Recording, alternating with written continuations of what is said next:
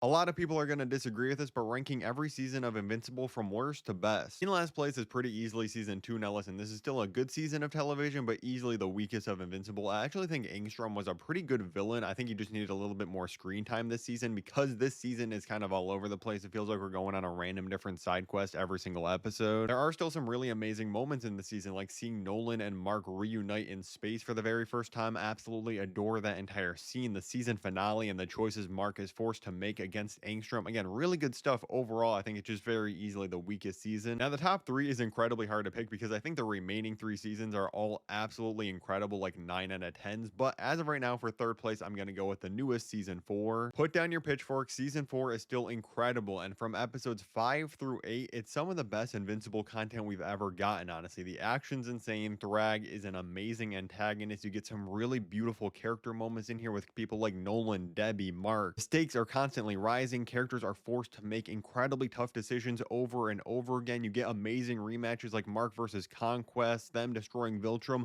So many amazing highlights from the back half of the season. And I still enjoy the first 4 episodes of the season, but I feel like everybody's forgetting that those were a lot weaker. Now, weaker does not mean bad. I'm not saying I hate the first 4 episodes. I still really enjoy them, but I'd be lying if I said it wasn't a little repetitive seeing the returning villains like the Flaxons and the Sequids, and then you see Liu come back again. And then, of course, we did get episode 4 where Mark goes to hell. I think that is the worst episode of the entire series. It has to hurt the season a little bit overall, even if the events afterwards in the Invincible War were so incredible. Before the top 2, hit that like and follow button and let me know your list in the comments below. At number 2, I'm going to go with season 1. An incredible first season of television, obviously, from the very first episode with the twist that Omni-Man is actually evil. That had all of us glued to our screens right away. Creates such an incredible dynamic this entire season between the characters like Mark getting his powers, being so excited to join the world of superheroes, and us, the viewers, that know, oh, wait a second, your dad is evil and he's going to do something really bad. It all builds so perfectly up to episodes 7 and 8 of season 1, which I think are two of the best episodes of the entire series, point blank, period.